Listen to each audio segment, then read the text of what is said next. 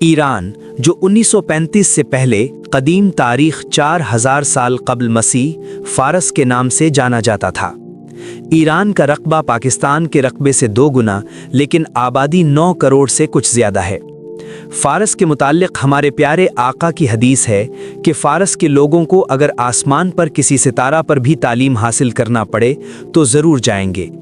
इसीलिए ईरान में शरह ख्वानदगी ख़वातीन में भी 99% है, और ईरान में आज भी रोटी घर में पकाना मना है कि ख़वातीन तालीम पर तवज्जो दे सकें।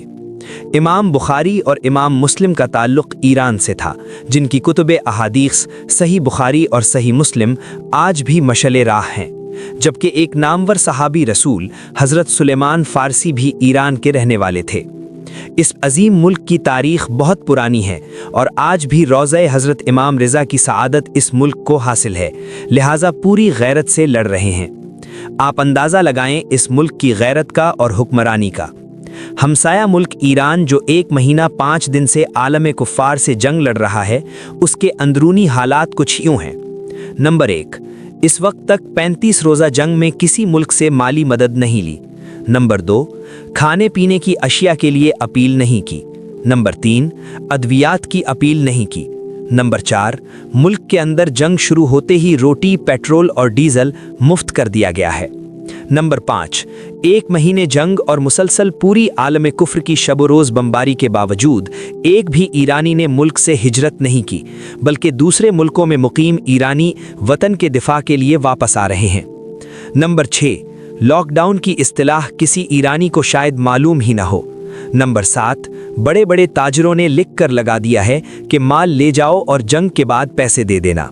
नंबर 8, जंग और बमबारी में वुज़रा अवाम के दरमियान रोडों पर अमरीकी मुखालिफ मुजाहरों में बराबर शरीक हैं।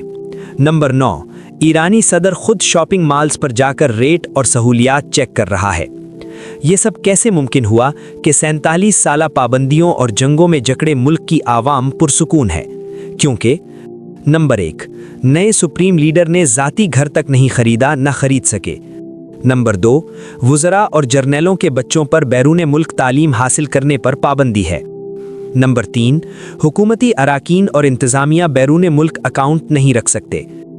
नंबर 4, किसी भी वज़ीर या जर्नैल का मुल्क से बाहर कोई दूसरा घर नहीं है। नंबर 5, सुप्रीम लीडर मोहतात अंदाजे के मुताबिक रोज़ाना 18 घंटे काम करता है। नंबर 6, को एजुकेशन के नाम पर बेगैरती के अड्डे नहीं हैं।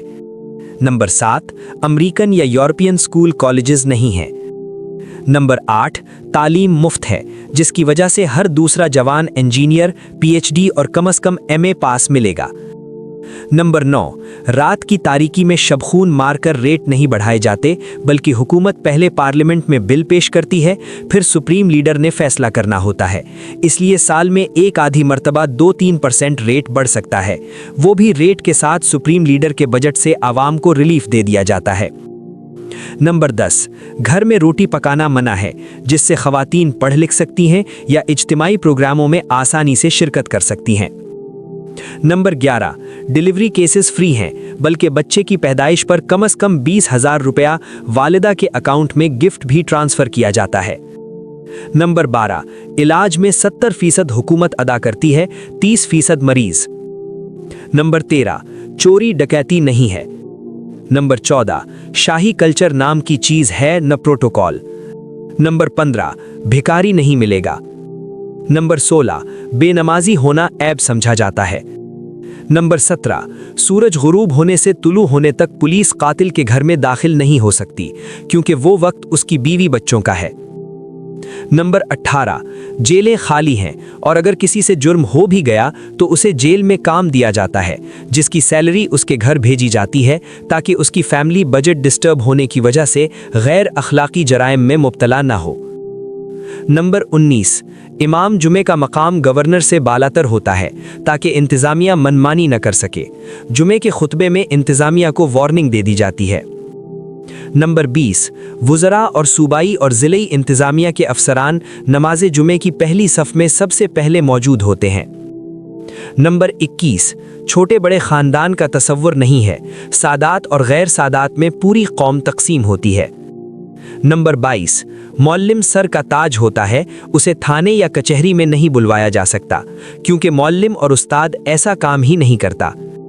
नंबर 23, नौकर रखने का रिवाज नहीं है। नंबर 24, ज़हनी तौर पर हर शख्स मुतमईन और हशाश बशाश दिखाई देता है।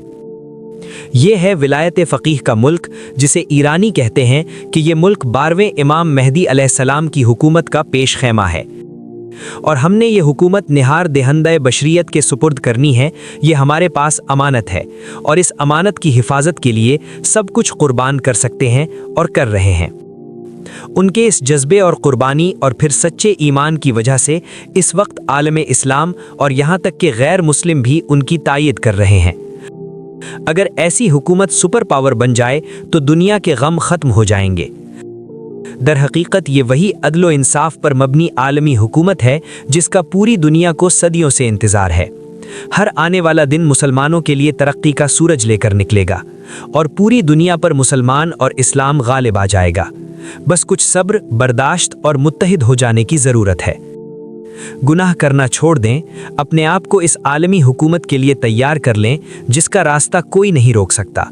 मुआशरे में भाईचारे की फ़िज़ा पैदा करें, छोटे बड़े का लिहाज रखें, असातिज़ा व उलमाए कराम का ख़ास ख्याल रखें। अल्लाह सुब्हानहु तआला आप सब का हामी व नासिर हो। आमीन।